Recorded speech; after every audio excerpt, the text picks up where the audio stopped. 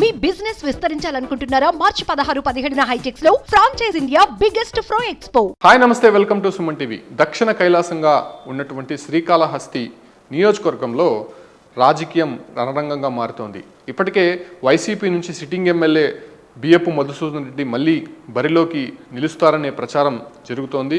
అయితే ఇప్పటివరకు వైసీపీ అధిష్టానం మాత్రం దానిపైన ఒక క్లారిటీ ఇవ్వలేదు. కాకపోతే బీజేపీ, జనసేన, టీడీపీ ఉమ్మడి అభ్యర్థిగా కొద్దిసేపటి క్రితమే బొజ్జల సుధీర్ రెడ్డి పేరును ఖరారు చేస్తూ లిస్టు కూడా ప్రిపేర్ చేయడం జరిగింది.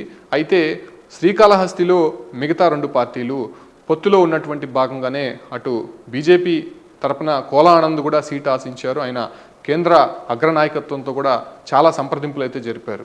దాంతోపాటు కూడా జనసేన నుంచి నగరం వినుత, ఈమె కూడా చాలా యాక్టివ్గా 5 సంవత్సరాలుగా పనిచేస్తుంది. ఆమె కూడా ఒకంత పవన్ కళ్యాణ్ వద్ద తనకే సీటు కేటాయించాలి అనేటువంటి విషయాన్ని మాత్రం స్పష్టం చేసింది. కాకపోతే పొత్తులో భాగంగా అనూహ్యంగా బొజ్జల సుధీర్ రెడ్డి పేరును టీడీపీ అధిష్టానం ఖరారు చేసినటువంటి పరిస్థితుల్లో ఒక్కసారి శ్రీకాళహస్తి ముఖ చిత్రం మనం చూస్తే 4 మండలాలు ఉన్నాయి: ఏర్పేడు, తొట్టంబేడు, రేణిగుంట, శ్రీకాళహస్తి. అంటే శ్రీకాళహస్తి నియోజకవర్గంలో దాదాపు 2,37,666 ఓటర్ల మంది ఉన్నారు. అయితే ఇక్కడ బీసీ ఓటు బ్యాంకు కూడా కొంత ప్రభావితం చూపించే అవకాశాలు ఉన్నప్పటికీ కూడా ఫైనల్గా 25,000 మందికి పైగా బలిజ ఓటర్లు ఇక్కడ కనిపిస్తూ ఉంటారు. కాకపోతే డిసైడింగ్ ఫ్యాక్టర్ మాత్రం బలిజ ఓటర్లనే మనం చెప్పాల్సి ఉంటుంది.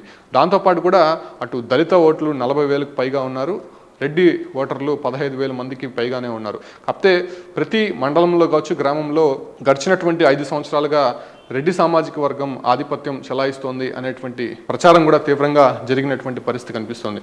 అయితే అనూహ్యంగా ప్రస్తుతం అటు ఉమ్మడి అభ్యర్థిగా బొజ్జల సుధీర్ రెడ్డి పేరును ఖరారు చేసినటువంటి సందర్భంగా అటు ఇప్పటికే తాను కూడా పోటీలో ఉంటానని చెప్పి చెప్పుకుంటున్నటువంటి కోలా ఆనంద్ కూడా కొంత అసంతృప్తి వ్యక్తం చేసినటువంటి పరిస్థితి. అంటే గత ఎన్నికల్లో ఆయనకి 4,004 ఓట్లు మాత్రమే బీజేపీ తరపున పోటీ చేసిన సందర్భంగా వచ్చినటువంటి సిచ్యువేషన్స్ మనం చూస్తున్నాం. అయితే జనసేన నుంచి నగరం అనేటువంటి ఒక వ్యక్తి కూడా పోటీలో దిగి ఉన్నారు. ఆయనకి జనసేన తరపున పోటీలో దిగినటువంటి పరిస్థితుల్లో 5,200 చిల్లర ఓట్లు మాత్రమే ఆయనకి వచ్చినటువంటి పరిస్థితి. అయితే ఈ 3 కూటమి ప్రస్తుతం పోటీలో దిగబోతున్నాయి కాబట్టి రాబోయే సార్వత్రిక ఎన్నికల్లో ఎవరు ఇక్కడ గెలుపొందబోతున్నారు అనే విషయం మాత్రం కొంత క్లారిటీ రావాల్సి ఉంది. ముఖ్యంగా ప్రజలు ఏ వైపు ఉన్నారు, అసలు ఓటరి నాడి ఏ పార్టీ వైపు ఉంది, ఇప్పటివరకు 5 సంవత్సరాల్లో ఎమ్మెల్యే బియ్యపు మధుసూదన్ రెడ్డి చేసినటువంటి సంస్కరణలు ఏంటి, అభివృద్ధి ఏంటి, అక్కడ జరిగినటువంటి డెవలప్మెంట్ ఏంటి, ఇవన్నీ కూడా చర్చించుకున్నటువంటి పరిస్థితి కనిపిస్తుంది. కాకపోతే ప్రతిపక్షాలు మాత్రము మధుసూదన్ రెడ్డి పూర్తిగా అవినీతికి పాల్పడ్డాడు, భూ కబ్జాలకు పాల్పడ్డారు, అదేవిధంగా అధికారాన్ని అడ్డం పెట్టుకొని చాలా కేసులు కూడా ప్రతిపక్ష నేతలపైన నమోదు చేశాడు అనే విమర్శలు మాత్రం వినిపిస్తున్నారు. కాకపోతే మధుసూదన్ రెడ్డి చెప్తున్నటువంటి విషయాలు మాత్రము ప్రత్యర్థిగా ఉన్నటువంటి బొజ్జల సుధీర్ రెడ్డి కావచ్చు, తన తండ్రి దాదాపు 1989 నుంచి 5 సార్లు ఎమ్మెల్యేగా ఉన్నాడు, 25 సంవత్సరాలుగా ఆయన ఎమ్మెల్యేగా ఉండి శ్రీకాళహస్తికి ఏం చేశారు, అప్పుడేం జరిగింది, ఇప్పుడేం జరిగింది అనే విషయాలపైన తాను బహిరంగ చర్చకు సిద్ధమని చెప్పి కూడా ఆయన కూడా ఓవైపు సవాల్ విసురుతున్నటువంటి పరిస్థితి. మరోవైపు అనూహ్యంగా ఇవాళ బొజ్జల సుధీర్ రెడ్డి పేరును ఖరారు చేసినటువంటి సందర్భంగా గతంలో వచ్చినటువంటి ఓట్ల శాతం మనం చూసుకుంటే, అంటే గతంలో బియ్యపు మధుసూదన్ రెడ్డికి దాదాపు 1,09,541 ఓట్లు నమోదైంది.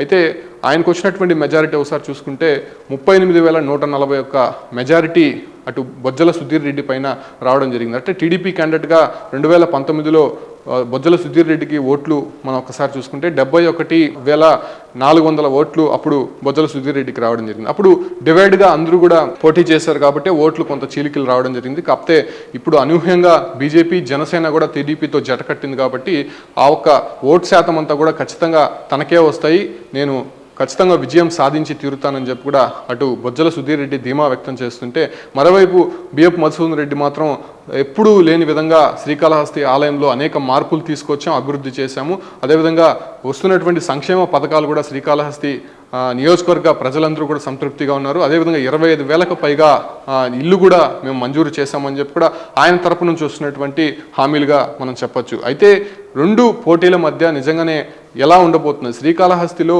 జిల్లాలో ఎక్కడా లేని విధంగా కూడా కొంత రాజకీయం అనేది రసవత్తరంగా ప్రతి సంవత్సరం కూడా కనిపిస్తూ ఉంటుంది. కాకపోతే ఈ సంవత్సరం ఎలా ఉండబోతుంది, అసలు 2024 సార్వత్రిక ఎన్నికల్లో ఏ పార్టీ జెండా శ్రీకాళహస్తి గుట్టపైన ఎగరబోతుందనే సందిగ్ధత మాత్రం నెలకొంది. ప్రస్తుతం రాజకీయంగా కొంత రణరంగా మారినటువంటి పరిస్థితుల్లో కొంత అసంతృప్తులు ఎవరైతే బీజేపీ జనసేన పార్టీ తరపున ఉన్నారో వాళ్ళకి సంబంధించినటువంటి అసంతృప్తులు కూడా కొంత వాళ్ళని బుజ్జగించే ప్రయత్నం అయితే హైకమాండ్ చేస్తుంది. కాకపోతే బొజ్జల సుధీర్ రెడ్డికి ఇప్పటికే ఖరారైంది కాబట్టి వైసీపీ నుంచి బిఎఫ్ మధుసూదన్ రెడ్డిని ఖరారు చేస్తారా, లేకపోతే మరెవరినైనా ఇప్పుడు పార్టీలో అభ్యర్థులను మరో స్థానానికి పంపించే ప్రయత్నం అయితే వైసీపీ చేస్తోంది కాబట్టి మరెవరినైనా ఇక్కడ నిలబెట్టే ప్రయత్నం చేస్తుందా చూడాల్సి ఉంది. ఫైనల్గా అయితే లిస్టు ఉమ్మడి అభ్యర్థిగా బొజ్జల సుధీర్ రెడ్డి ప్రకటించినటువంటి నేపథ్యంలోనే అటు టీడీపీ కార్యకర్తలంతా కూడా కొంత సంబరాలు చేసుకుంటున్నారు. మరోవైపు వైసీపీలో మాత్రం కొంత కన్ఫ్యూజన్ అయితే ఉంది. మధుసూదన్ రెడ్డి నిలబడతారా లేకపోతే మరెవరినైనా నిలబెడతారా అనే దానిపైన కూడా ఇంకా క్లారిటీ రావాల్సి ఉంది. సుమన్ టీవీలో మీ పర్సనల్ అండ్ బిజినెస్ ప్రమోషన్స్ కోసం కింది నెంబర్కి కాంటాక్ట్ చేయండి.